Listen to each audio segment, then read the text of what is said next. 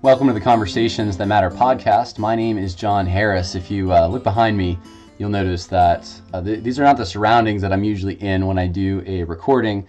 I am traveling this weekend, and I'm going to a wedding, which I'm excited about. I'm going to be with family and friends, and I usually don't do a video when I'm traveling like this. In fact, I don't even have all my equipment with me. But there are some things that happened this last week that I just think they need to be said, and I don't hear anyone else saying them. And they're really, I think, key insights that we need to be paying attention to moving forward in the social justice debate. And, it's hard. You can't keep track of everything. You had the Democratic debates this week, PCA voting on accepting the Nashville statement, which I'm thankful for, although it sounds like the young guys are not going to keep the Nashville statement if the trajectory continues over the long haul.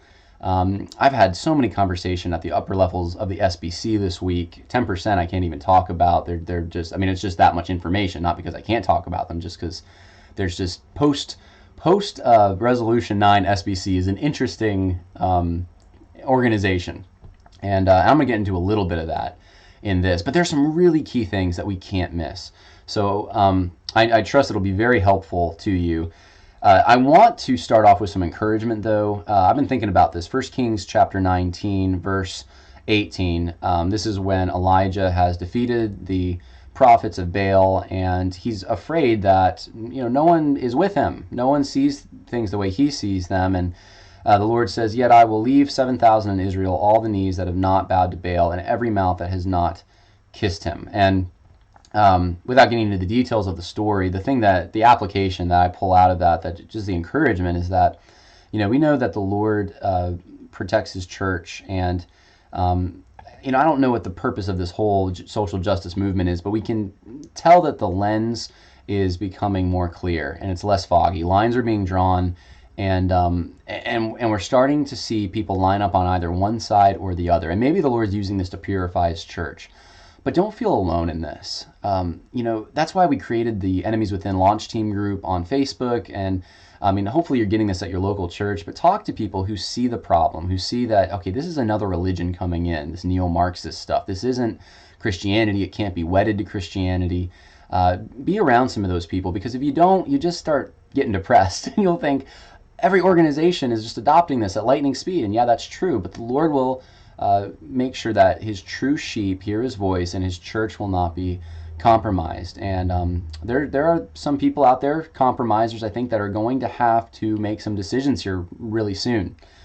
So be encouraged by that. Now let's get into the nitty gritty here, shall we? I noticed this over the last 2 weeks. Since Resolution 9, Russell Moore put out a video about socialism. Bruce Ashford, through the Lifeway, which is the publishing arm of the Southern Baptist Convention, put out a video, or an article rather, about Marxism.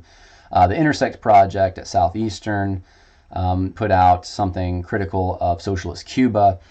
And this is all stuff that we can applaud in a way. We can say, yeah, right on, like, we agree. And I would have quibbled with some of the things, especially Russell Moore said, but look, in general, we don't agree with socialism, right? We're Christians, and we see these things as false religions, and that's all fine and good. Here's the thing, though.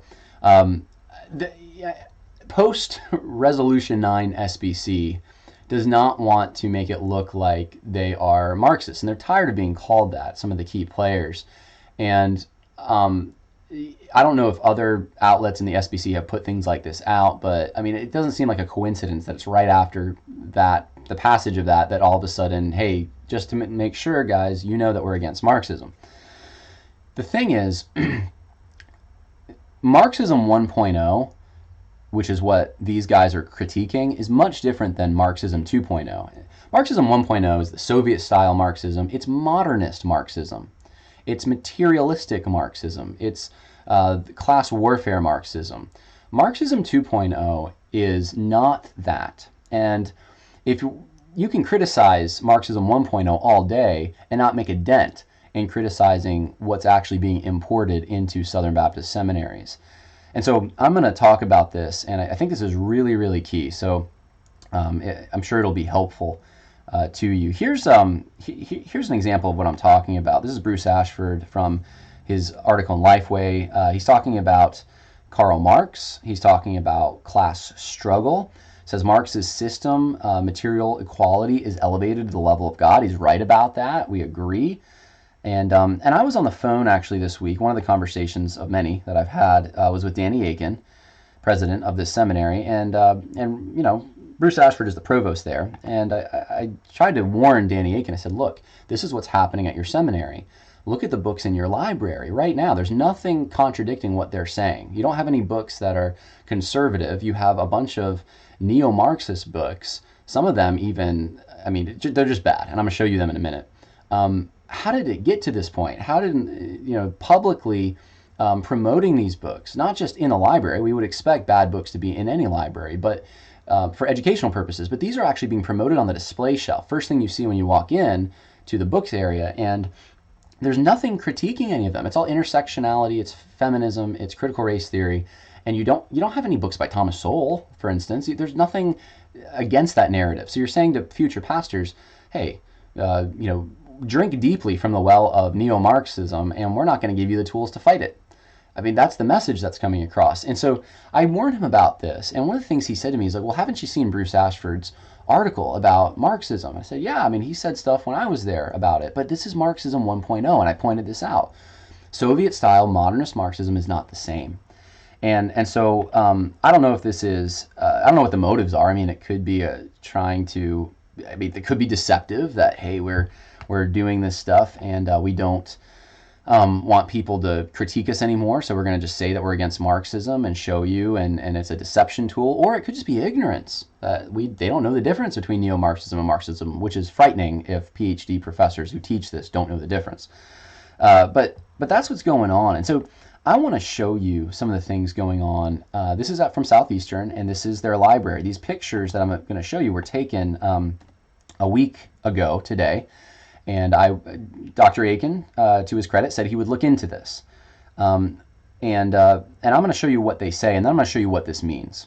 So here's what they say. This first book is called Atone, and it's called subtitle Religion, Conflict, and Reconciliation by Brandon Lundy.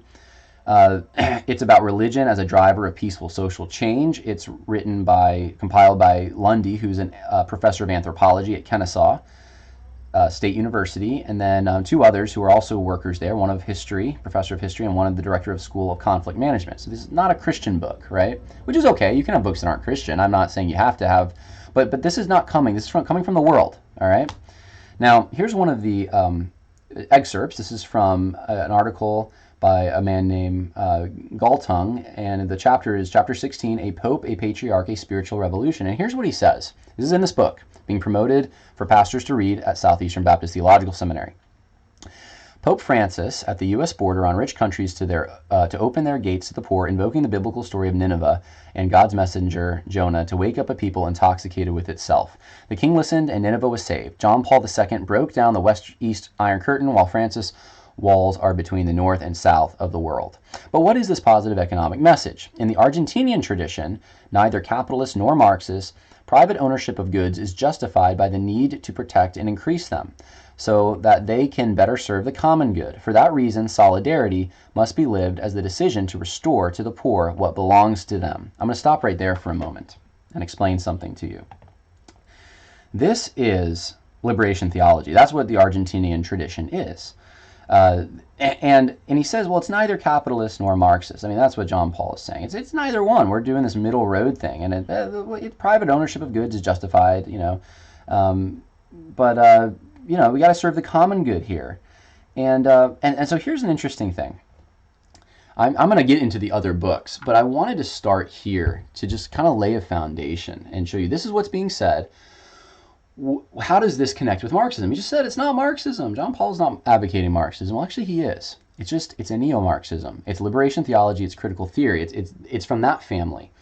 And what is that family? What am I talking about? I'm talking about something that traces all the way back to folks like Herbert Marcuse from the Frankfurt School. And the Frankfurt School essentially believed that Marxism, so we're talking about Marxism 1.0, just so you know. Marxism 1.0, no, not so good. Capitalism, not so good. We need something else. And so they borrowed from Marxism. They took the Marxist stuff. They're Marxist still. But it's not the modernist style, Soviet style stuff. It's a different thing altogether. And this is where we get intersectionality and critical theory and all this stuff. Let me give you a quote from Marcuse. "The small and powerless minorities which struggle against the false consciousness and its beneficiaries must be helped." Small and powerless minorities. We're not talking anymore about Marxism 1.0, which was about the bourgeoisie and the proletariat, the haves and the have-nots, and redistributing wealth. This is about the small and powerless minorities. These are oppressed classes. So now it's oppressed versus oppressor. It's not along economic lines. It's along social lines, and it's different. How is it different? Well, they have a struggle against the false consciousness and its beneficiaries. So this is what Marcuse is saying. Small and powerless minorities are struggling against false consciousness and its beneficiaries, and we got to help them.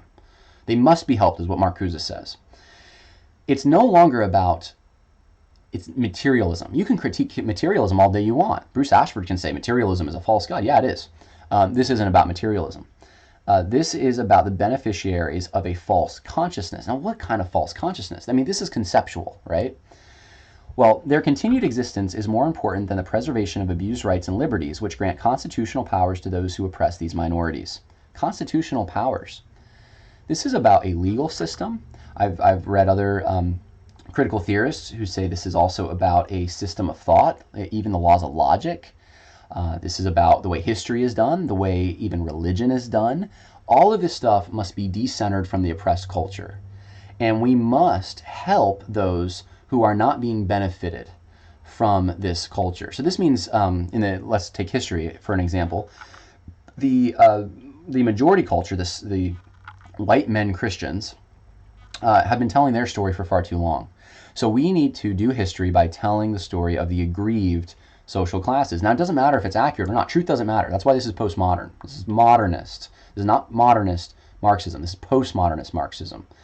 Truth no longer matters, only power. So Marxism supplies the power, the emphasis on power, and postmodernism supplies the ideas. So the idea that the social groups in and of themselves have a lens that they look through to interpret the world. It's about epistemology, interpretation, and that lens must be centered. It must be given a voice. And the cultures that are oppressive, so like myself, right? I'm a Christian white man. My voice must be diminished. I shouldn't say anything. And that's how history is done now. Truth doesn't really matter as much. What matters is telling the story from the oppressed cultures. And what are the oppressed cultures? Well, they're not biologically determined. I'll give you an example of this. Let's say the black culture has a viewpoint. If you live in black culture in this country, then you have a certain way of looking at things. That's what they assume, at least. And Clarence Thomas doesn't look at things that way. Well, what is he? He's an Uncle Tom. They call him names, and he's not part of the black culture because he does not believe something. His skin is black, but he does not believe something. So that's where the postmodernism comes in. It's about a group consciousness. It's not about truth. It's about power, and it's about a group getting power. He's ousted because of the way he thinks. So the group solidarity is about a oppressed way of thinking. If you're thinking in terms of the oppressed group and what forwards the oppressed group, you're part of the group. And if you're not, if you're a Thomas Sowell or Walter Williams, you're just not part of it. You're not part of the club. And this is postmodernism 101. And let me ask you this: have you ever gone to a church or an institution? I know of many churches like this. This was rampant at the Southern Baptist Convention this year too. And they say things like, well, Revelation chapter 6 says that every tribe, tongue, and nation is one in Christ. And so therefore they use that to then say that to prescribe that we need to be pursuing as an end in and of itself diversity. And we need a multi-ethnic church. And we need to listen to the voices of other minorities. We need to just listen. We shouldn't say anything if we're part of the majority culture. And we need to start doing church differently. Not because they can't speak our language or anything like that, but because we want to appeal to them. And we're going to start speaking the language of oppressed, oppressor, relating to them and the struggle that they're in and looking at things through their lens in order to make this multi-ethnic church. And they abuse Revelation 6. I mean, this happens at Southeastern quite a bit. Revelation, they're the mission school, so they use Revelation 6 all the time. But then it is abused to say that instead of the gospel being, this being a result of the gospel, because it is, all the multi-ethnic church is if you live in a multi-ethnic community, I grew up in a multi-ethnic church, then God has sheep that hear his voice in all different cultures, and they will come, and it's a result of preaching the gospel. That's all we ever did, preach the gospel. They all speak, English, and we actually even had Spanish translation at the church that I grew up at. For those who couldn't, they could put on headphones, they could hear it in Spanish, and so we realized there's language barriers, but it was, we weren't doing anything extra. It was just preaching the gospel. And we weren't pursuing multi-ethnicity. It's just whoever came, we ministered to them. But that's not what's going on now. It is pursuing as an end in and of itself multi-ethnicity. That is not a New Testament model for ministry, and that's not advocated in Revelation 6. It's not. John 17 gets abused a lot too. It's not advocated there. That unity is not a multi-ethnic unity, and so that is part of critical theory. That's a soft part. There's guys that think they're not woke, but they're half woke because they buy into that, but they don't buy into other things. Like they'll say that, well, yeah, George Whitfield's obviously a Christian. Those guys who say he's not are crazy, but we should pursue a multi-ethnic church. That's being half woke a little bit. You're letting something in, and it's about the decentering of majority oppressor culture and listening to the voice of these. Why is their voice so important? Isn't truth important? Voice shouldn't be important, but it is, because postmodernism destroys the idea of truth. So now you're just left with social groups who have different ways of looking at things, and it's just opinions. And the ethic of critical theory, intersectionality, is to grandstand, to promote those who are in the oppressed minority. So hopefully things are starting to click. That's what we're dealing with. That's the kind of Marxism we're dealing with. It's a redistribution of privilege, not wealth. Yeah, wealth could be part of it, but it's about giving away your voice if you're an oppressor. It's about giving away, getting rid of the laws that supposedly your ancestors enacted to benefit you. It's about getting rid of your literature. So we're not going to talk about the Western literature as much. It's about getting rid of everything, even religious tradition, 2,000 years of Christian tradition. And we're going to get rid of some of that. We gotta critique that through the lens of these oppressed minorities. And it's happening. And it's happening at Southeastern. And I know of other places I haven't revealed yet where it's happening, but I'll tell you one of the main ones right now is the library. And that's why I bring this up. This is not Marxism 1.0 we're dealing with. This is Marxism 2.0. So back to the book for a moment. The book is advocating the Argentinian tradition. That's neither capitalist nor Marxist. Well, that's exactly what the Frankfurt School said. We're not capitalists, we're not Marxists. Even though they were Marxists, they borrowed from Marx. And so Pope Francis argues in favor of taxation and regulation to distribute, but his key argument is spiritual. Solidarity, loving your neighbors like yourself, and brother and sister in Christ. Now remember, neo-Marxism is about concepts. It's about patterns of thought. It's about ways of thinking. It's not about the redistribution of wealth, and that's exactly what this is saying. Now here's the major problem. It says, we sense a major problem. Only a minor part of the world's 1.2 billion Catholics live in the United States. The country is evangelical. Christianity is compatible with the rising inequality. The road to dignity is paved with the individual hard work, not social solidarity. Remember social solidarity? I mean, this is straight out of critical theory. The road to dignity is paved with the individual hard work, not social solidarity. Even the World Council of Churches in Geneva supporting Francis' message might not impress the true believers in the United States. So what they're saying is the United States is a problem, and it's evangelicals, because they don't care about inequality. That's exactly what this is saying. And what then? Pope Francis sees the United States self-destruction from its failure to follow Nineveh and wake up. The key message, again, comes from Cuba. Whenever the message is coming from Cuba, you should probably perk up and listen. This is not going to be Christianity. At the crossroads between North and South, East and West, where dialogue has begun to heal the Christian East-West schism through the spiritual revolution. So here's the deal. Here's the deal. This is liberation theology, that Pope Francis. He's a liberation theologian. He just is. And he wants to advocate for this across the world. His problem is his hang-up is evangelicals in the United States. They're just, those pesky evangelicals they're free market guys. They're capitalism guys. And they see it as compatible with Christianity. So there's got to be a way to change this. It's a problem. And that's what this book is saying on the shelf at Southeastern Baptist Theological Seminary. And there's no voices counteracting it. And that's one of the main problems. I mean, you can have a book in your library, a lot of error in libraries, but to have nothing contradicting this and have this be the display shelf that your pastors need to be looking at this for their ministry, I mean, that's nuts. But it gets way nuttier, and I'm going to show you this. Revolution of Values, the origins of Martin Luther King Jr.'s moral and political philosophy. This is, again, it's not bad to have this in a library. We need to know about Martin Luther King Jr. and what he said. He's an important figure. So this book is about his political philosophy, and here's one of the key things that I found in it. He's talking about Hegel's theories and how Marx borrowed from Hegel, and he says, well, Martin Luther King, he wasn't a Marxist guy. He didn't take it to where Marx took Hegel's philosophy, but he accommodated Hegelian philosophy to his Gandhian moment of nonviolent strategy. And he reinterpreted Hegel's dialectic of master and slave in order to make it fit with Jesus' principle of agape love. Now, here's the thing. You cannot do this with Hegel. You cannot wed Hegel with Jesus. But that's what Martin Luther King Jr. tried to do. And I would suggest that's exactly what a lot of these guys in evangelicalism are trying to do. I mean, it's the MLK 50. I mean, it's not good stuff. But here's the thing I wanted to bring up that I thought was a little more important. Look at who endorses this book. Noam Chomsky. He is a communist. There's a good website, keywiki.org, I believe is the website, keywiki, if you just Google that. But Trevor Loudon has gone through thousands of communist operatives. Noam Chomsky is a communist. Look up his profile there.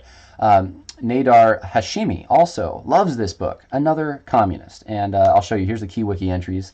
Nadar Hashemi, listed as the endorser of the Campaign for Peace and Democracy, which is a communist group, and then Noam Chomsky, of course, there's a lot of stuff about him. So both of these figures love this book, and it's just strange to me, like, okay, so this is being promoted, this is what pastors, future pastors should be reading, with no book there that shows you the errors in what you're reading.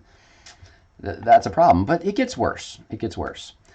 Look at this picture. This is from a book called Feminist Manifesto. It's a picture of a woman, if you're listening, who's crumpling up a sheet of paper. Now, what's in paper? Ideas are conveyed on paper.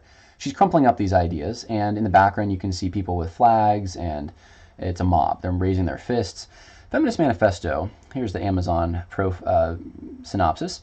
It's feminist organizations, 150 documents, over 50 countries, and it's a compilation, and they're covering issues from political stuff, education, religion, work, violence, racism, environmentalism, and it's manifestos.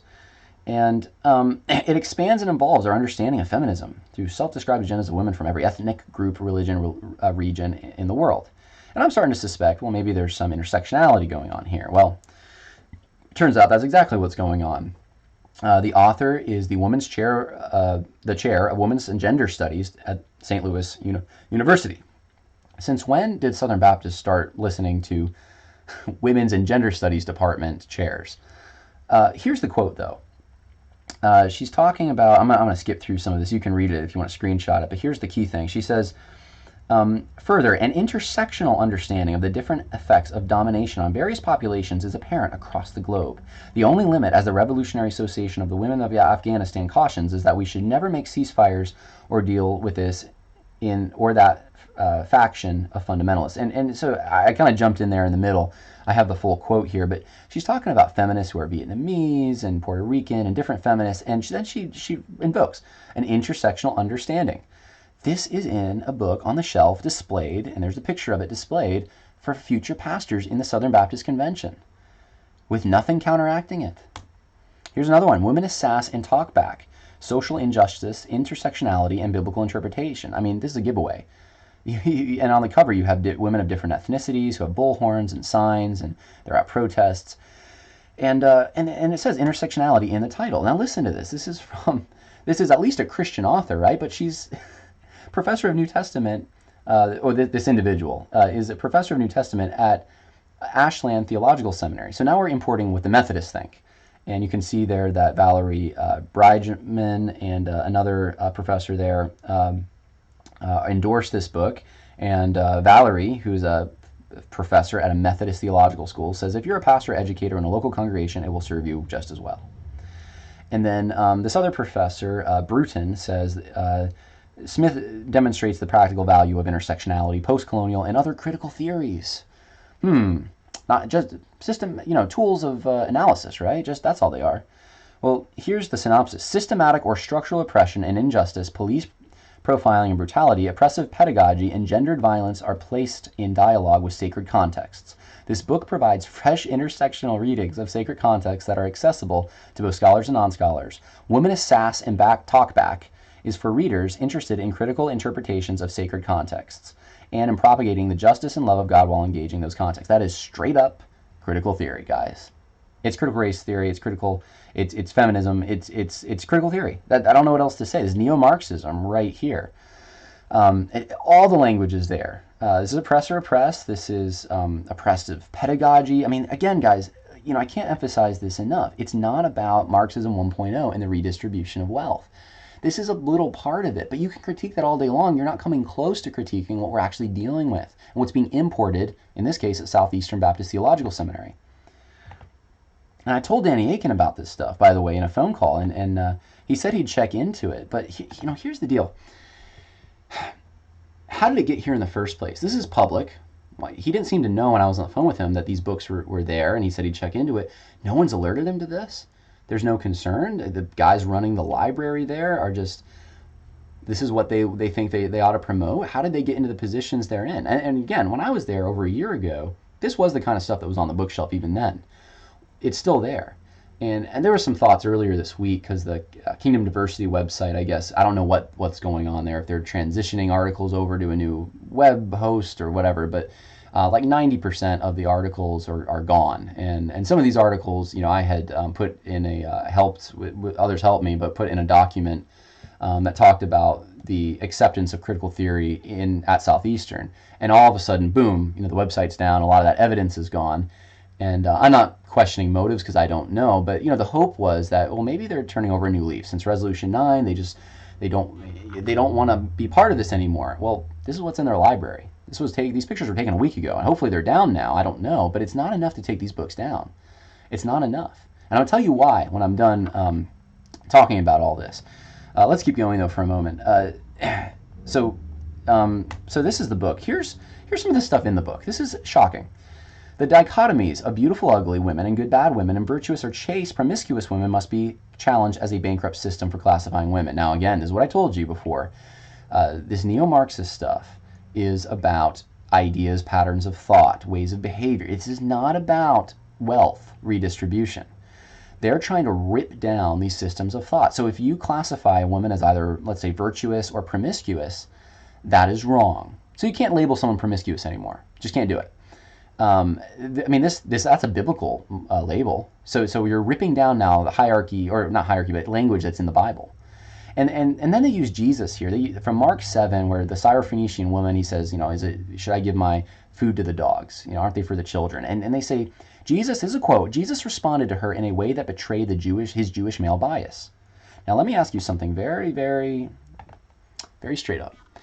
Did Jesus have Jewish male bias? Think with me. He was God. He was man.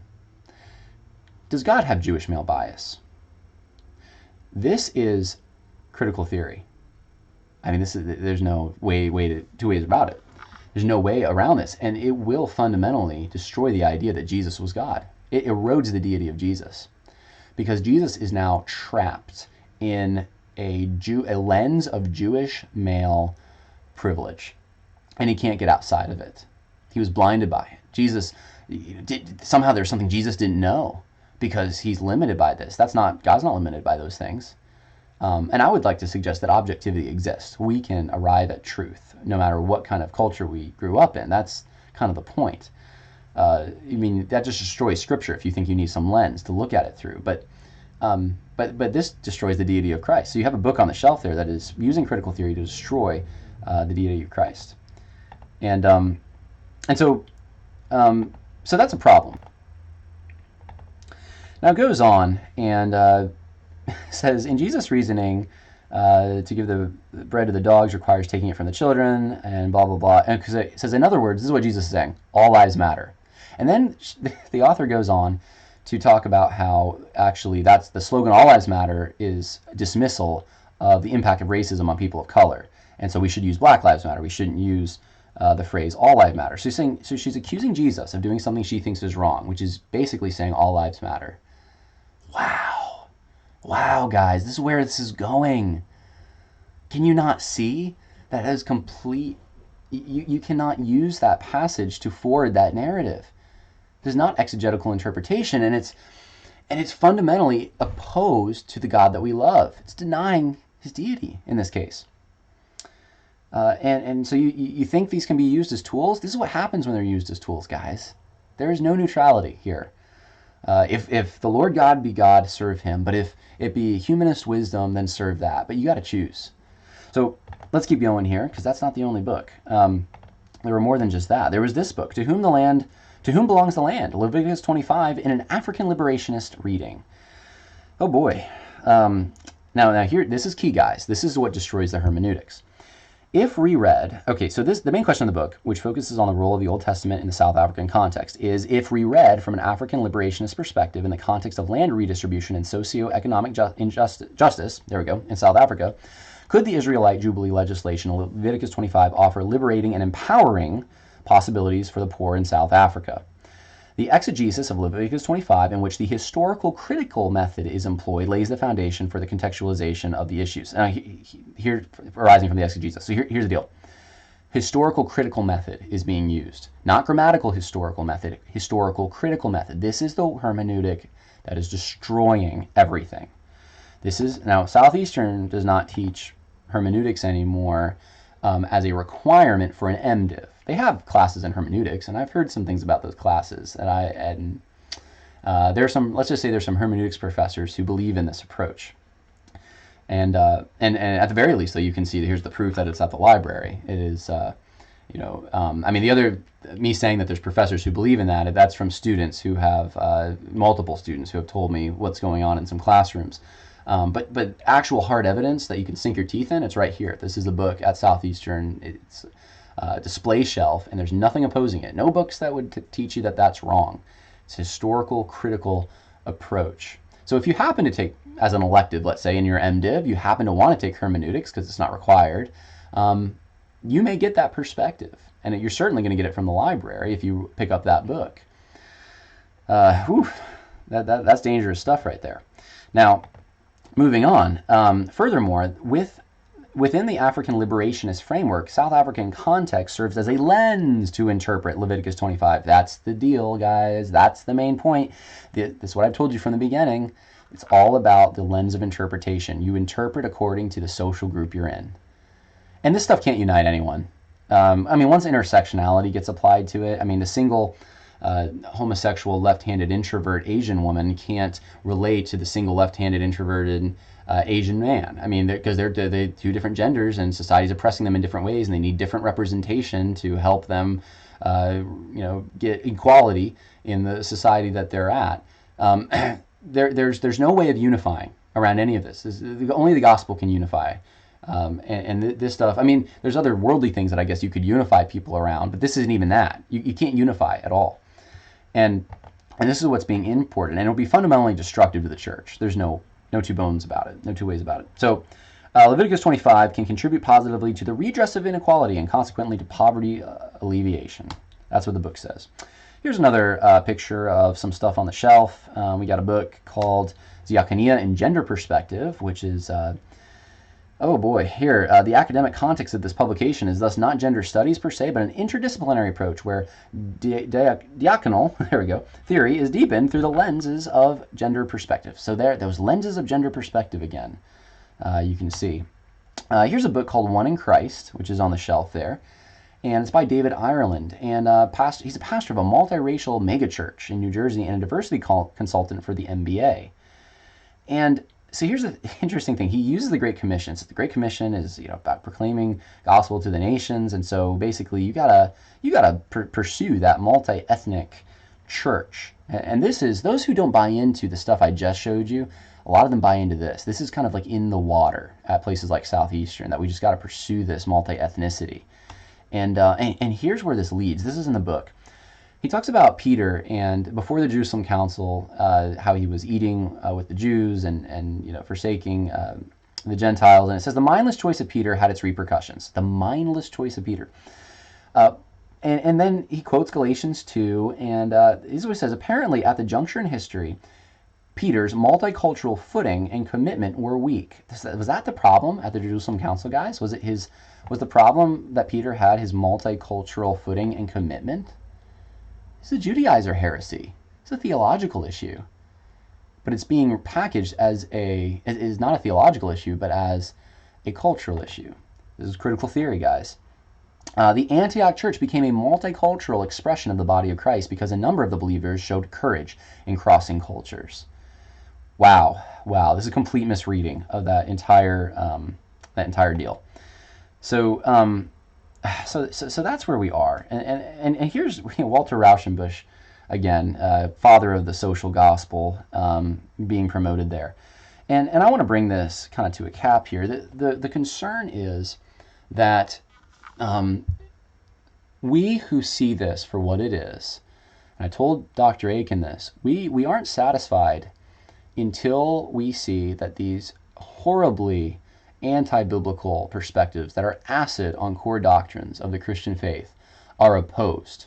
That means library talks, lectures, blog posts, chapel talks, in the classroom, outside the classroom, through all the publications necessary. There becomes a new culture of opposing this and promoting biblical justice instead. Until we see that, it's woke. I don't know what to tell you. It's not enough to just take these books down from the library. You've got to put up books that oppose them and show their futility. And I don't mind if you have these books in your library. They must be in your library, but to put them on display, so hey, seminary students, you should read this. It'll help you in your church. And then not to put books that contradict them is wrong. Absolutely wrong.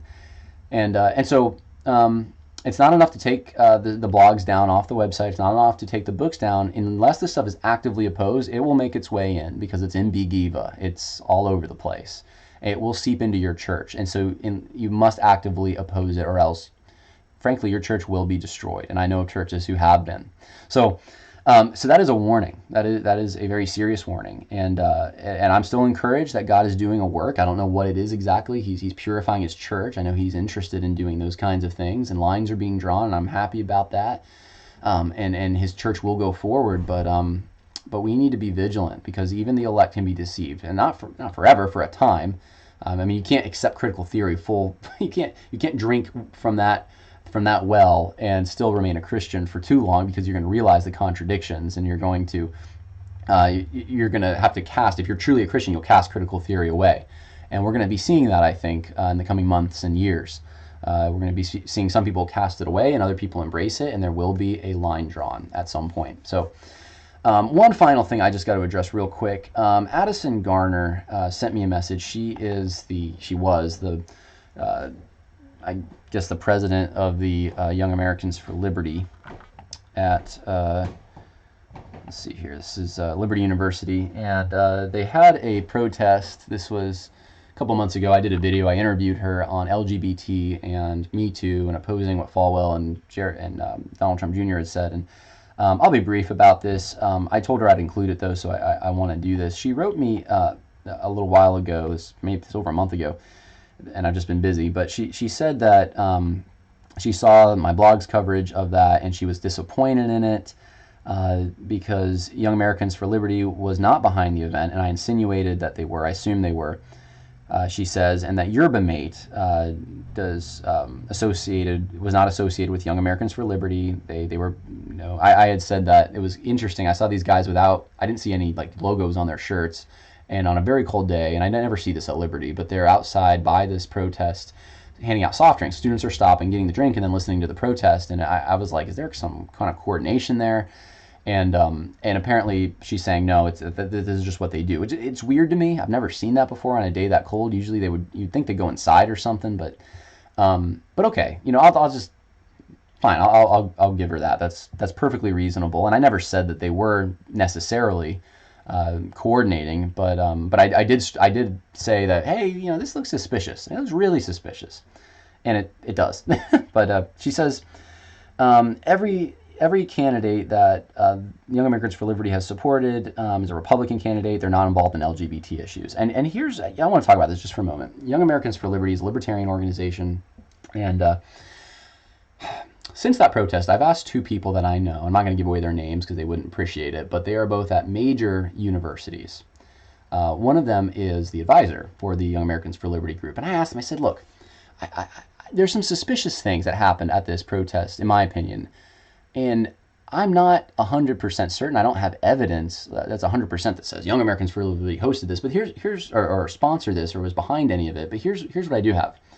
The president of Young Americans for Liberty was the one that put out the poster and advertised that this LGBT Me Too protest was happening.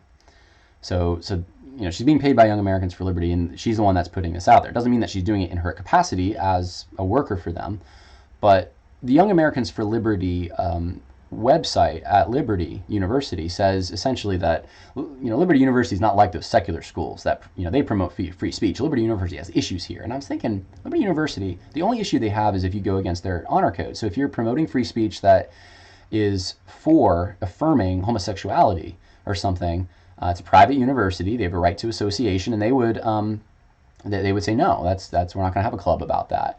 That's the only thing I could think of. And Young Americans for Liberty is saying Liberty University has this big problem, and I'm like, well, that's the only thing I can comes to my mind. And so it would make sense. It would be consistent with their mission if they did support this protest. Doesn't mean they did. It just would be consistent with what they say that they're promoting. And furthermore, they are a libertarian organization, and libertarians. There's all sorts of stripes. There's different libertarians out there. But Young Americans for Liberty, from what I understand from the two sources that I talked to, have gone leftward. And Addison Gardner may be someone like this. I mean, you look at her Twitter, she's very much with the social justice movement and Christianity. But yet she's also claiming that she's libertarian, she's for small government. And by the way, those two things can't really go together.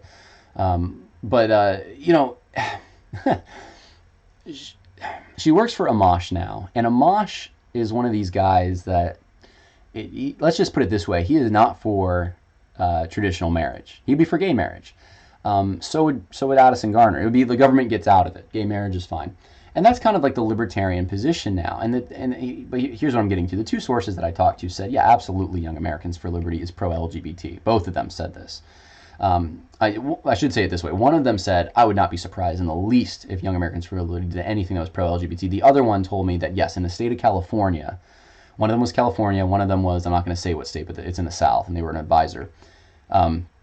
California, that a lot of the leaders are homosexuals themselves, and the Young Americans for Liberty has done some very pro-homosexual things. Now, I did a little bit of research, about 10 minutes, 15 minutes maybe, and I just Googled around to see what I could find, and I did find a few things of different chapters that were doing things that would be considered pro-LGBT. I also found one thing from 2050 that could be considered anti-LGBT, but that was in 2015. And from what these guys have told me, these sources, that there's been an evolution within, or de-evolution within the organization. So all that to say, I wanted to acknowledge this because I told Addison that I would, but I still have my suspicions, honestly. And I emailed Young Americans for Liberty to just say, look, did you guys sponsor this at all? There's no LGBT group. There's no Me Too group. Your president's the one advertising this thing, and it looked pretty organized from the outside. They had their posters and their flags and everything else. Like, did you organize this? Was this, media was there, so they were contacted. So like what, I don't know, but what's going on? I haven't received anything back from Young Americans for Liberty. Don't know what that means. But yeah, it is perfectly possible. And I said this at the time, I wasn't 100% sure. It is perfectly possible that this is all organic. But it could very well be that Young Americans for Liberty, in some capacity, without endorsing it, without coming out publicly, was encouraging it. I don't know. But I wanted to at least address that. And and if I'm wrong on even having those suspicions, then I'm sorry. I don't want to tarnish the good name of Young Americans for Liberty, but their name is already. Apparently, they've already been involved in some LGBT type stuff, so it's not like I'm tarnishing anything. But yeah, I don't want to spend long on that. That was just that was for Addison because I said that I would address it, and I long to do those kinds of things. If I get something wrong, you guys can certainly email me or contact me over social media, and I will try to endeavor to address something if there's an inaccuracy somewhere. So that this is my attempt. I don't think that I was being inaccurate. So there you go. That is the episode for today. I hope you enjoy your day and your weekend. Until next time, bye now.